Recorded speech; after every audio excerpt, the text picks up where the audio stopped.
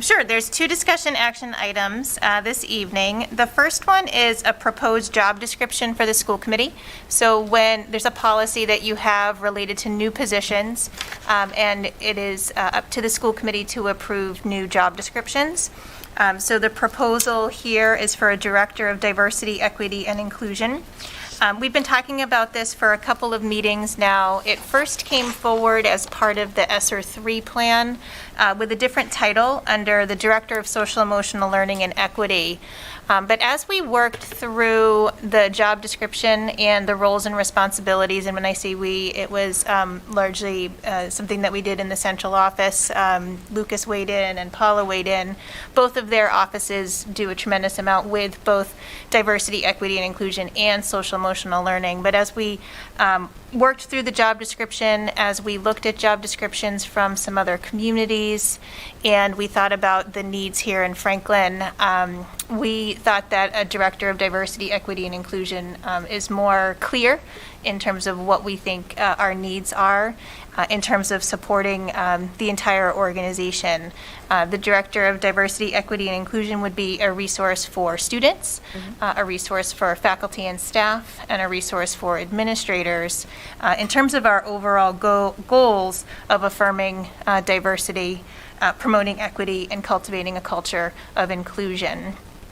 In the job description, we have listed, it's in the customary format that the Franklin Public Schools job descriptions are. We listed qualifications and some reporting relationships and performance responsibilities.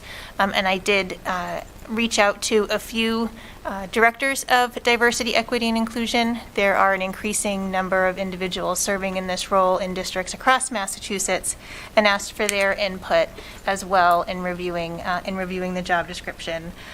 We have consulted with a director of diversity, equity, and inclusion to provide support to our students. There is a director of DEI from the Bedford Public Schools who's currently coming in and working with high school students and middle school students in resource groups.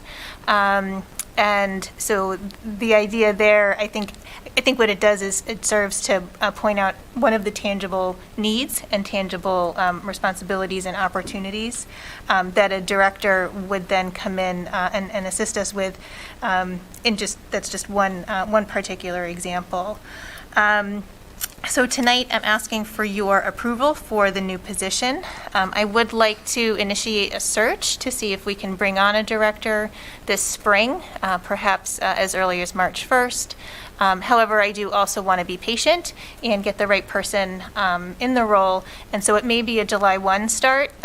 If it's a person with administrative experience, administrative contracts typically have some sort of notification clause, so we would have to honor that.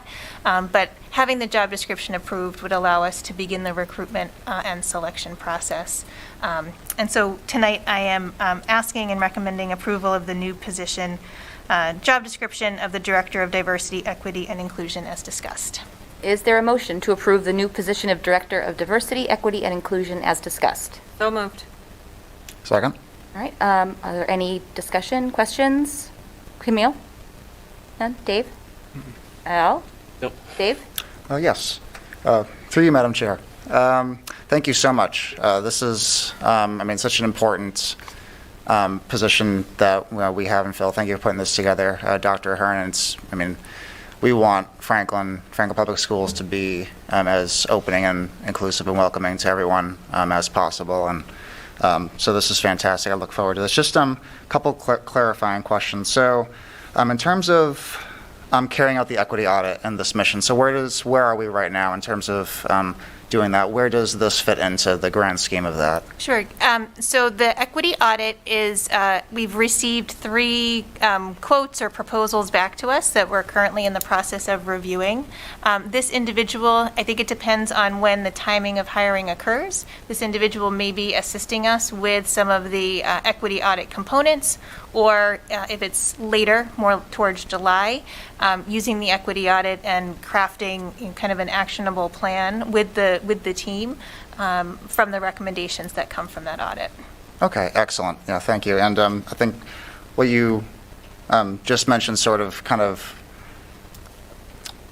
was related to another question I had in terms of how active will the director be in terms of the recommendations of the equity audit? So will it be more that the director carries out the recommendations, or the policy recommendations, or that the director will craft policy recommendations from that, or will it sort of be a combination of both? I think it'll be a combination. I think there may be some recommendations that come from the audit that would fall within this person's responsibilities. There may also be recommendations that come from the equity audit that fall, for example, within the school committee's purview. And so we as a team, including the director, would be making some recommendations to some of your policies for action for you.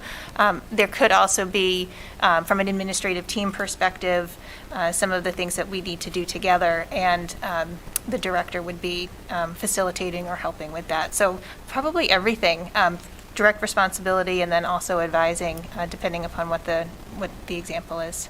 Excellent. Yeah, I mean, that sounds, great to us in terms of that we'll have an active role in that as well, where it is our purview. So I look forward to that discussion. Then one last thing. So I noticed in the responsibilities is creating and implementing restorative and accountable practices. That sounds very fascinating, interesting to me. So in terms of that, will that be like new policies that this director will be implementing, or do we already have a policy in place, or will it be also maybe a little bit of both? It's so it is something that's currently in place, and I would say developing. Okay. So it's an area that's developing under Lucas's leadership with the principals and assistant principals, and it manifests in our school handbooks, and handbooks are policy for your approval at the beginning of the school year.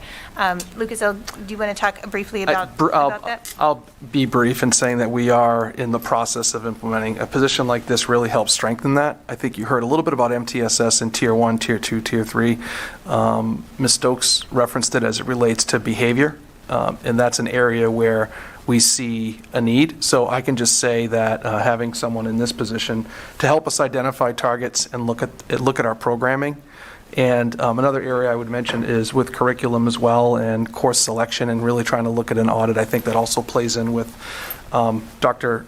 Ashley and Dr. Rogers as well in their work. So I think recommendations could be made all around. As far as restorative practices, there's restorative practices in general to help us make situations whole. We're in the process of developing some forward-facing documents for you all and the community and families to access so they can understand our processes and how we operate. But someone in this role would certainly help us specifically as it relates to diversity, equity, inclusion as part of that work. Okay. Wonderful. So it'll be partly adapting what's already going on, while also continue to have those expand and evolve in line with their area of expertise. Yeah, thank you very much. You all set? Elise? Hi, I've got a couple.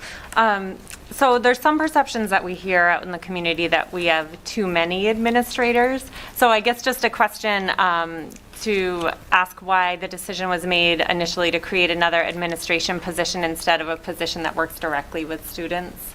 Sure. So it's an administrative position, but it will have, the position does have direct work with students. As I had noted, it's kind of a resource across the entire organization. One of the things that I noted when we talked about the ESSER 3 grant was that we've added, because of the needs of students as a result of the pandemic, we have added counselors, we've added teachers, we've added paraprofessionals, we've added nurses, but we have not added administrators. We, in a budget-neutral way, split the teaching and learning office into two and reduced some stipends. But there is additional needs. There's multiple pandemics you may hear people talk about, and in light of some of the recent events, there is a real call and a real need and a moral imperative to address diversity, equity, and inclusion. And so as we were thinking about what our needs are in the district, we are proposing an additional administrator as a means of supporting everybody, including all of our students, in creating a safer, more inclusive environment for all. Great, thank you. One other little question. So that second to last bullet talks about This position, the person will remain abreast of developments and innovations in the field. And so I guess just a question there as far as, so PD is important, right? So professional development is important, and especially if the district's going to be leaning on this person, probably to provide a good amount of guidance and support and professional development probably themselves. So it's not like they're going to be able to get their PD within the district, so they're going to need to go somewhere else. And so staying current is important for a position like this, all positions, but things change really quickly. And I would just wonder, I guess, if there's funds allocated to the PD for this position? Yeah, so administrative contracts typically have an amount allocated for professional development, so this would be along those same lines. And there is a line item in the budget for administrator professional development. Okay. Can't tell you what number it is, but Okay. but there is money set aside for admin PD. Good. I wanted to make sure that that's such an important piece of a role like that, that there's funds reserved for that. Okay, thank you. That's it. Megan? Through you, Madam Chair. I think this is a great position. I know out in the corporate world and other, educational areas that it's, really important. So I think it's great. That's all I have. Thank you.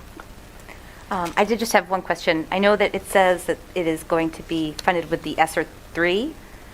What happens when the ESSER 3 runs out?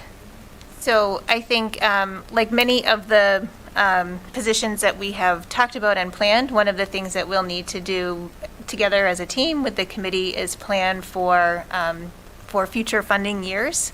It is something that we are going to need to be planning for.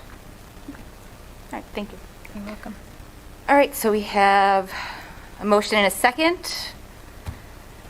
So let's see. So we are proposing. All right, so any other questions, comments, nothing? All right, so a vote will come on the motion. All those in favor signify by saying aye. Aye. Opposed? All right,